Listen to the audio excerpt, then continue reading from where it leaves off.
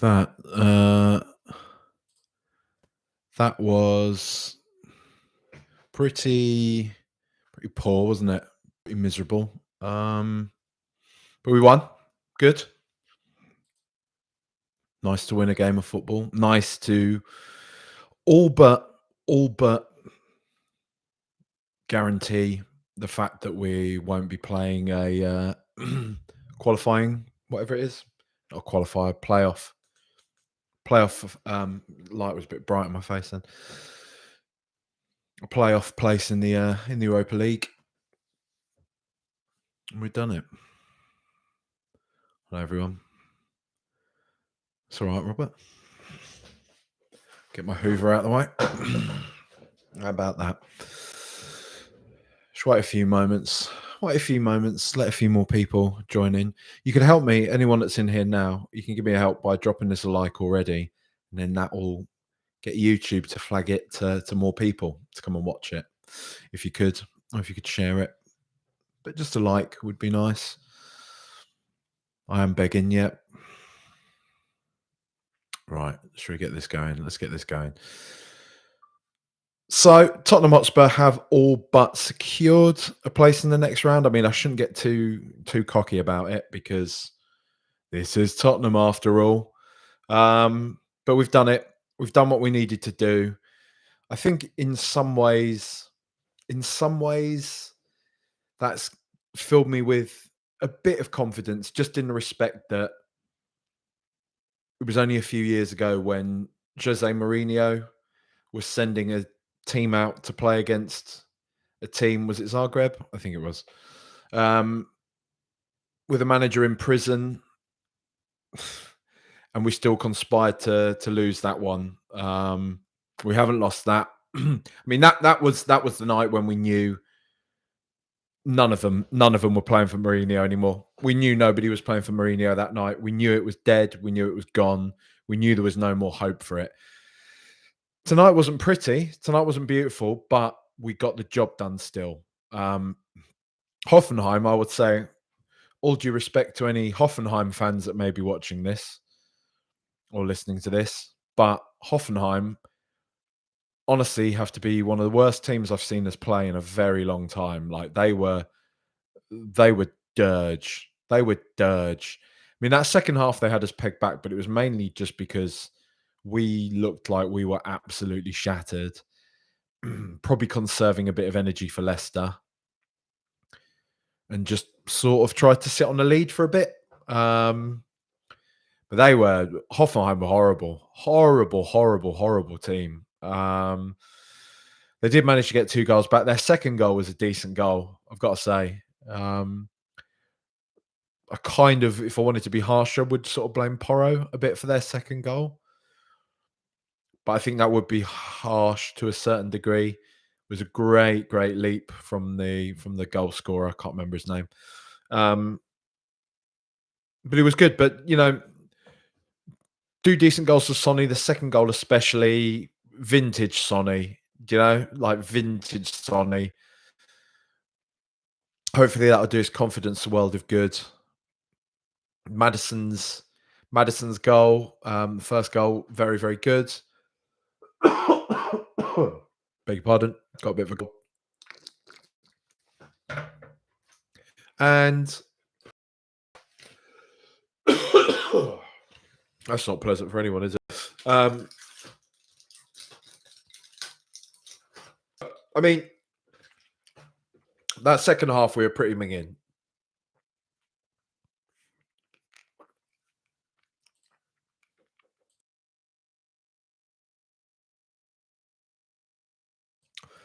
We were pretty minging. We were not good. Not nice at all.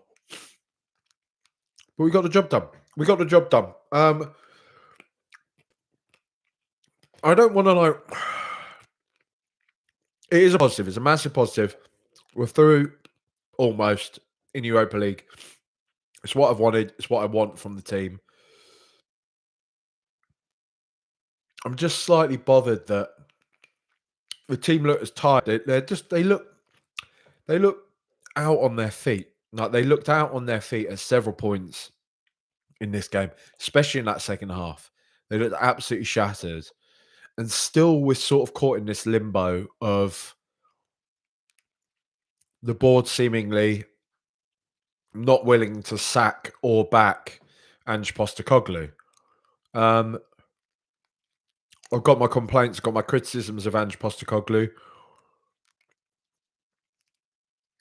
but I think he's been look. It's the cliches. It's the cliche that's being perpetuated, which is he has been dealt a bad hand, but he's not playing it very well. I don't think tonight he did anything particularly wrong, to be honest. So I'm not really having a dig at him. The main thing I feel tonight is that the team are knackered, and maybe I need to speak to somebody who's got more of a sports science backing. Anybody who's watching or listening to this, if you know much about sports science, like actually, and you want to do a podcast with me and talk to me about this, I'd be really keen. Because I kind of want to understand, like, we're all just sort of sat here being like, well, the players are tired, they're tired. That's why we're kind of as bad as we are. They're tired. I sort of think, well, they are. I mean, they are athletes. Like footballers have played this amount of games before and do continue to. Like teams don't rotate that much. It's not like you can swap a few players in and out, but usually when a team has a settled 11, they generally stick with that. So I don't know. I am sort of bemused a bit by why the team is as tired as it is, I guess. But if we take on face value that the team are tired, and there are reasons for that, we've got a lot of injuries and everything like that. We need to add some more players, don't we? Like we're coming towards the end of January now. We've still not added anybody, and just said in this press conference ahead of this game that he's not sure if Spurs are going to add anyone or not, and how much we can take from that, we don't know, do we? Because he's not going to come out and say, "Yeah, man, we're desperate to add a player," because then all the selling clubs are going to yank up the prices even more. But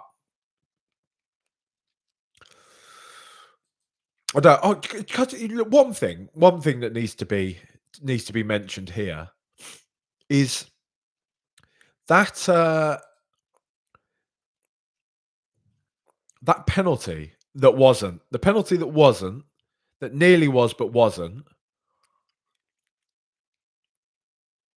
When has that ever been given? Like, what was that referee up to? Took him 5 minutes. It took him like literally close to 5 minutes to decide that a goalkeeper making a save in the box is not a penalty.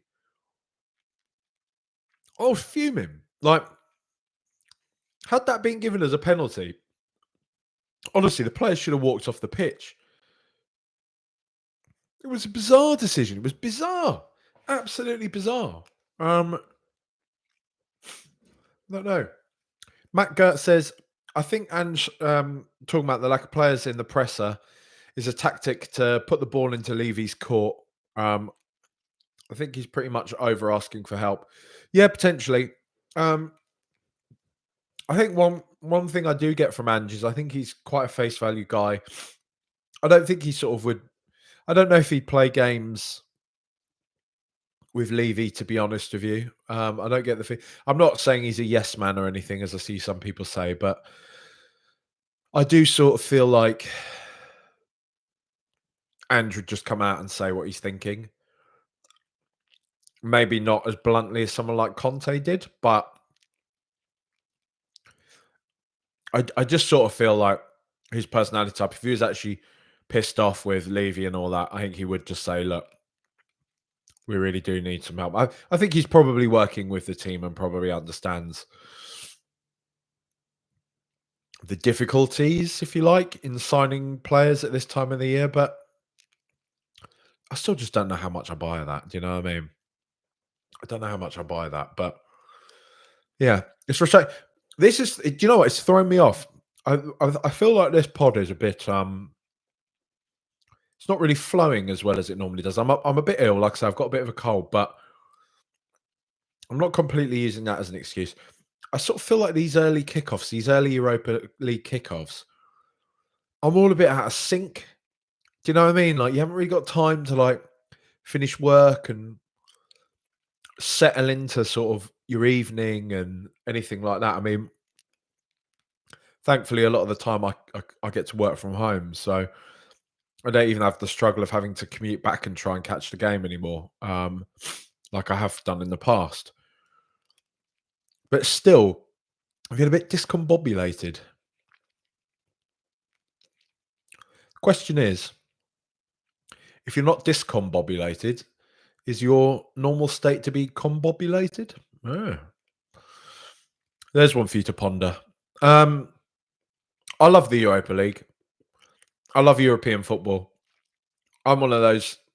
I'm one of those weirdos that wants us to be in even the Conference League. I don't think we're above any of these competitions. If we could turn up, if we could turn up and win the Conference League, no bother, then we could say we're above it. But until we can do it, like Chelsea probably will this year. Chelsea will probably win the Conference League, and that's what you should be able to do as a top Premier League side. Um, I'd like us to go as far as we can in this. I did a pod with Scott Saunders yesterday where we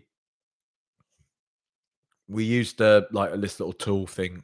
Sorry, I can't remember what the website's called to predict all of the to predict all the rest of the Premier League fixtures and see if Spurs will get relegated or not, and see if he's a Man United fan, and see if Man United will get relegated. And I don't think I was overly optimistic. I don't think I was overly negative. I tried to play it as down the line as I could, and Spurs ended up being just about safe, mainly because, as people say, the teams around us aren't very good. You can watch that on YouTube if you want to. It's fun to do. But I look at Spurs and I don't know. We're just quite an uninspiring team at the moment, aren't we? Um, I really feel like we just we need to make a signing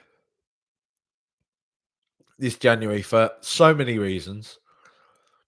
Paul Bates has just said Kulis Hammy is going to go ping any minute. He's running on fumes, which is true. We need to get more players for that reason. At least one player, at least some sort of midfielder that can basically do everything. But a dynamic midfielder that can fulfill a few different functions in the midfield, obviously. That would be handy. We need that not only for a sort of logistical capacity reason type thing, as in like player capacity, player overload. But we also just need a bit of a lift. The fan base just needs a bit of a lift. I think the playing staff just need a bit of a lift. I think everybody just needs to feel like the club actually cares about them. And I know a lot of people. I mean, I've been accused this Daniel Levy's payroll. I'll have you know. Um, funny place, man. I, um, but yeah, on Daniel Levy's payroll. But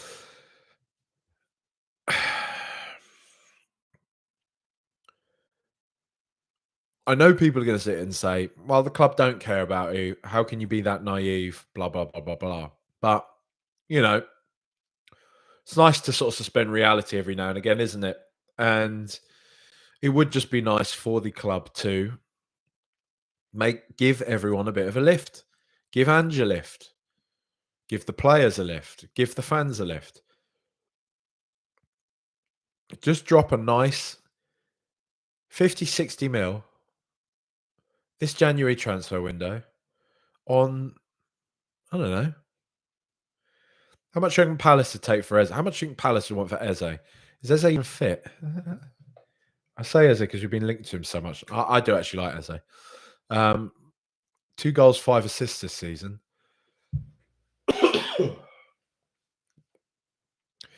Transfer market has his value down at £55 million. Can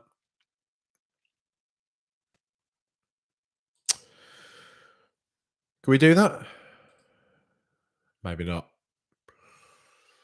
I just don't know. Do you anyone think we're going to sign anybody? Do you think we're going to sign anybody? I don't know. Hoffenheim were horrible. Spurs beat them. We got the job done. Um, let's just enjoy that for now. I'll probably do some more. Well, I will definitely do. I'll do another pod tomorrow, preview, head of the Leicester game, where I can sort of unpack a bit more of this stuff. Um, you'll be able to find that on Patreon, patreon.com/RTRpods.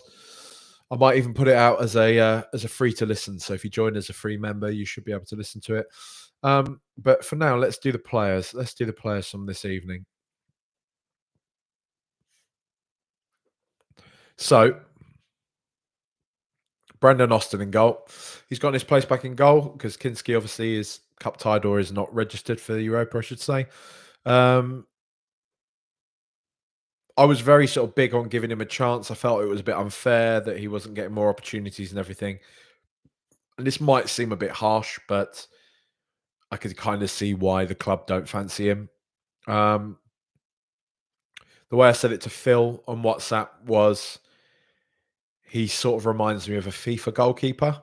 Like, and by that I mean he kind of looks like a good goalkeeper. I mean, he does. He looks like a good goalkeeper. He looks the part. The way he dives and stuff looks quite clean, but it always just feels a little bit motion capture. Do you know what I mean? It feels like he's just one or two beats behind every now and again. There was that one opportunity I think Hoffenheim got, I want to say in the first half, where they spotted him off his line. They tried to chip him, and he just kind of wasn't really alert to the fact they were even trying to chip him. And then he sort of dived too late as the ball had gone over his head. And I was just like, that's a bit FIFA. That feels like a bit of a FIFA goalkeeper on professional mode.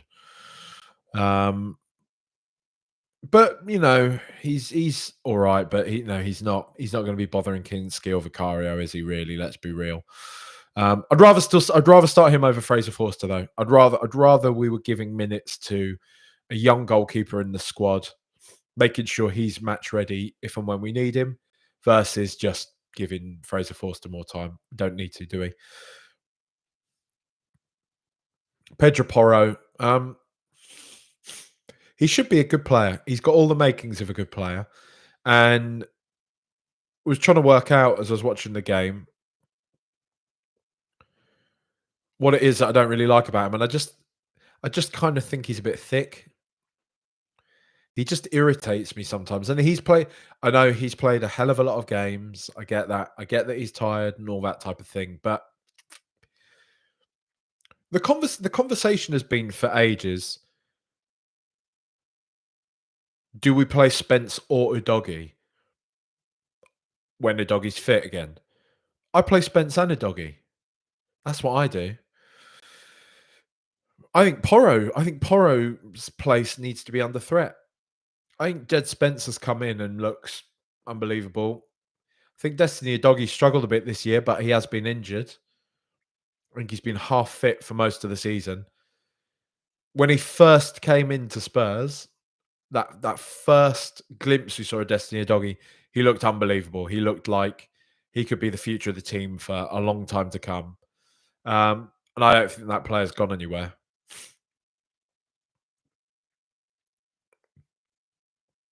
Pedro Porro, though, I just sort of expect more from a senior player. Um, I do think it's unfair. I do think he put in a nice. I think he maybe provided even an assist for one of the goals tonight. So it's probably a bit unfair to just sort of single him out. But I'm just not convinced by him. Should I put it that way? I'm just not convinced by him. Radu Dragusin, yeah, you know, eh. Ben Davis, uh, you know, we know what he is. Steady Eddie. we're just getting through this period, aren't we? Until Van der Ven and Romero are back.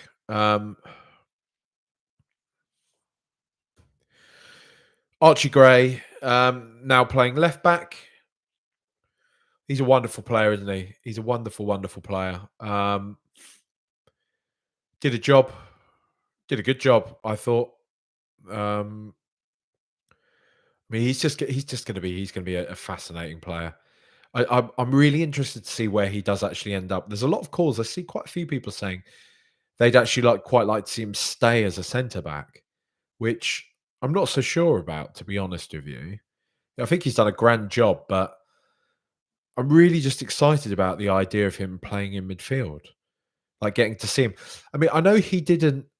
I know we sort of. So I was sort of complaining last week about him as a midfielder, and it was pointed out to me, and has been pointed out since, that we were actually playing a back three last week against. Oh God, whoever it was we were playing. They all blur into one. All the matches. Um, what the hell was our last game? Everton. God. I mean, look, there's been a lot of games, right? But he wasn't strictly playing at the back, right? Essentially, he would drop back into midfield, but still, he was always pushing up. He was playing a very advanced role, and the other two centre backs were pushing across. And I feel like with both him and Bergvall, like they're both very, very good, very talented young players. But I feel like that starting berth in midfield is just it's a bit too much for them at the moment for young players. But Bergvall, I really like. He is mustard, but I still would like to see a senior player to be doing a lot of that job first and slowly phasing Bergvall in. Like I don't want to run an 18-year-old into the ground. I really don't want to, especially not one that's got as much promise and as much potential as him. Um, And that's not digging him out. That's not saying that I think he's doing anything wrong. I just think he's very green, you know? Um, but the same with Gray. But I mean, they make such a good case. They make such a compelling case for their inclusion because they're both so good. And at the moment, we don't really have any other choice. Rodrigo Bentancur started the game quite bright, disappeared a bit. Probably not fully fit, is he? Let's be real. I think he's somebody, in time we would be looking to replace. But the way Tottenham operate, will we? No. James Maddison played pretty well this evening. You'd expect him to because the opposition were horrible, a horrible team. Really, really nice touch and finish for the goal. Yeah, I don't have an awful lot more to say about him. Dejan Kulusevski just looks he looks done at the moment. Kulusevski, he looks absolutely gassed. Like he's just looks like he's absolutely on his arse. Decent enough performance, but just like I say, just flagging. Flagging. Not really providing us with that thrust. Not allowing us to kind of take the ball up. And I think it was. I saw somebody say on Twitter that. For as much as people are digging him out, it's games like tonight where they notice how much we miss Sarr sometimes. His ability to, I guess, take the ball up the pitch to start moves and stuff like that. I'm not really buying into the. I know Sarr has struggled of late, but I'm not really buying into the whole sort of narrative of being somewhat over Sarr. I think he's a lovely player, and I think games like tonight, when Kulusevski is tired, when Kulusevski needs somebody else to share the load of basically ball carrying, of getting the ball in the opposition half and trying to make something happen, trying to offload it to somebody who can make something happen in the opposition half. Sarr is an able deputy at that. And Kulusevski just struggled a bit tonight because I think he's knackered, isn't he? 2 goals for Sonny. Good time to bring him off. The second goal, beautiful, much like the Sonny of old. Like I say, hopefully that'll give him a bit more confidence. There's a hell of a lot of focus on Sonny at the moment. And I can't lie, as I was watching this, there was a part of me thinking, God, he's not like the Sonny of old, is he? You can see he's getting on a bit. But we just have to like because I don't think the two options here are keep Son or get rid of him, right? I don't think that's what we do. I think well, I mean that's the binary is in, but the keep him as it stands right now is play him every single bloody week, and I don't think we need to do that. We should have somebody else in there, Mikey Moore, for example. Still very young though, right? But somebody else that can take minutes. I know that's maybe what Odegaard was signed for, as some people have suggested. But Sonny is playing a lot of minutes, and he's old. I don't think he's past it or anything like that. I just think we need to realize that he is changing and he's maybe not able to do as much as he once did, and hopefully we'll find a new normal with Sonny and we'll start to see the best of him, or at least a very good version of him once again. Richarlison, he's just getting up to speed. He was fine. Not an awful lot to say though, was there really? He's not fit fully yet, but we're going to need him. We're going to need him in the coming weeks. Will Lancashire. Uh, if I'm going to be brutally honest, he looked like a bit of a lump, didn't he, when he came on? He wasn't. Maybe he's lacking a bit of confidence. He's definitely probably a bit rusty. I mean, the last time he saw any first team action was that Galatasaray game where he ended up getting a red card. Um, it's funny that he got time tonight, but not against Tamworth. But so be it. But yeah, I was actually a lot less impressed than I thought I would be by him. I was hoping to really enjoy his performance and hope that he could provide us something of a spark. But if anything, it actually validated Ange Postecoglou's possible reasons for not including him more. And I don't think that's too harsh to say.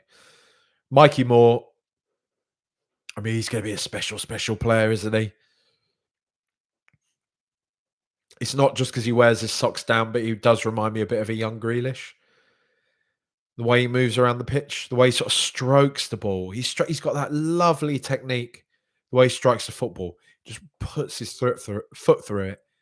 It just kind of floats and curves to whoever he's aiming it at. He played a couple of really, really crispy crossfield balls, just dropped right onto the target. He's a really exciting young, and he's such a unit for a young lad, isn't he? Exciting times ahead. Exciting times ahead with him. I think I get the clamoring for him. I get why people want to see him start every single game, and I've been that myself in the past. But then I have taken that little step back and thought he's a literal child. And I think to give Ange his dues, I think he's managing this one quite well. Olisesi came on, and I think he had one little move, didn't he, where he got the ball and carried the ball up the pitch a bit. So not a lot to report there, really, is there? But nice to see more young players getting more minutes. Look, it's done. It's one of those games. It's one of those games where we're not going to find out anything particularly massive about Tottenham. We're not going to find out anything particularly massive about any of the players involved today. It's just good that we've won this game. It's good that they've not seemingly thrown Ange Postecoglou under the bus. As there's been a lot of talk this week, haven't there, about training ground leaks, about certain players not being happy with training methods and all that type of thing, right? You sort of feel like if that was if that was the case, this would have been one of those when we were two nil up and they got it back to 2-1. That's when there's that little bit in the back of your head where you're like, "Are we going to lose this one now? Or are they going to get a draw? Or are we going to lose this?" But still, we got 3-1 ahead of them. It doesn't feel like they're throwing him under the bus. It feels like there's still life in it yet. All the sort of trust me, bro, ITKs on Twitter today were saying that basically he had to win this, and he has to win Leicester or he's out. But you know what I mean? Like, who knows? But he's got that done. I wouldn't want to see that happen.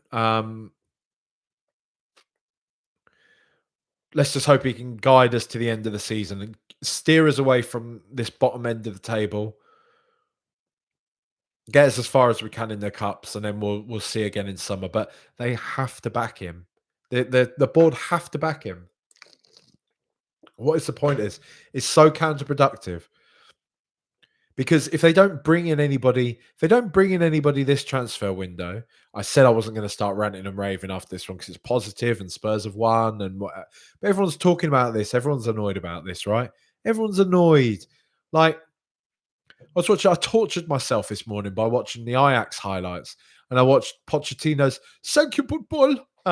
You know, these are guys. They have bigger balls. Lucas Moura is a Pupabiro. You know, um, to play a final. Come on, man! What a moment. I tortured myself by watching that earlier, and I was looking at that squad, and I was looking at just I don't know the physicality of them. I was looking at the quality that they had, and I just thought we're like a different club now, man. Like we're just feels like something from Interstellar. Like I'm peering through a bookcase, looking at an alternate reality in which Tottenham were that good. It just feels so alien to like what we are now, and they've got to like they cannot keep acting in this bizarre fashion. If you don't rate this manager enough, like if you really don't rate him enough to not buy this team any more players, this team that definitely needs more players, then just sack him now. What's the point of doing this thing of holding on to him but not giving him any more play? It's so bizarre. It's just such bizarre logic from the people that run this club. And I haven't even gone on to the wage stuff because I mean, in truth, I don't really understand it. I don't really understand it. All I know is that the numbers are small and they should be big, and everyone's very angry about it. Just buy some players. We got loads of money. Like we got loads of money. This club prints money. Buy Ange Postecoglou some players. He's navigated us pretty much, fingers crossed, through the group stages of the Europa League. He's gotten us to the semi-final of the Carabao Cup. I was about to call it the Carling Cup again. You dar. We're still going in the FA Cup, whatever. Just back him. Like just give him some money. And you know what the thing is as well? The reason why it doesn't entirely fly for me, we can't buy him players because we might sack him. But I thought the whole doing here with Langer and Munn was building a footballing infrastructure that wasn't dictated by a managerial change. The manager was a part of this structure that you put in place, that he should be able to be replaced with somebody that plays in a similar fashion, right? Isn't it? That's kind of the line that we were fed. So again, to kind of try and get out of this on a technicality of, well, we can't sign players to somebody that we might sack. That doesn't logic ain't logicking. Logic ain't logicking there. But look, we're through. we've got I mean, it sounds crazy to say we got a monumental game on the weekend against Leicester. We've got to keep our fingers crossed for that. We should be able to beat them, and if we can't, then we really, really are in trouble. But you know, let's hope that we do. If you are watching on YouTube, please drop us a like and a subscribe, notifications, all that sort of thing. Done a few videos lately, a few other little videos that aren't just streams and talking about football, fun ones, little sporkle things and stuff. So be sure, go back onto the channel, check those out, see what you think of them, give them a watch, give them a like, all that type of thing. It's fun to do a bit more stuff that isn't just being depressed about Tottenham not doing very well. If you are listening to the podcast, please leave a rating, please leave a review. It's very much appreciated. The pod is starting to pick up again a bit this year. So thank you to any old returning listeners and any new listeners. Welcome. Hello. Appreciate the support. If you want to listen to more, I mean, if you really do want to, if you want to listen to any more, you find me on Patreon, patreon.com/RTRpods. You don't have to be a paid member. You can be a free member on there, and I will drop a few breadcrumbs here and there to the free members, and to all the paid members. Thank you very much. Appreciate all your support. Look, it's a win tonight. Whatever it is, it might not have been pretty, might not have been the best, but it was still a win. We've been asking, or I've been asking for Ange to start winning ugly. We won ugly. That's good. It's good. Like, let's just stick with this. Let's have Leicester on the weekend, and let's just build up from here. Let's hope. Let's hope we're navigating through the worst of it now, and we're getting there. Tom, did anyone else watch Traitors? Tom to go and watch some Traitors. Well, not quite yet, but Traitors in a bit. Absolutely class. Somebody, who was it, said Mark Nesbitt, who I get on here the other day. I asked him if he watched Traitors, and he said, "I don't do reality TV." What a pretentious asshole. Number one, reality. It's not really, it's kind of a game show reality TV hybrid. If we're gonna get, sniffy about it, and also get over yourself, Mark. Like, absolutely. If you know who Mark Nesbitt is, who I'm referencing here, please just go and send him a tweet or send him a message on Blue Sky and just say, "Get over yourself, Mark." Right? That's something. If you don't want to like the pod, if you don't want to subscribe or anything like that, please just tell Mark Nesbitt to get over himself. So Traitors is class.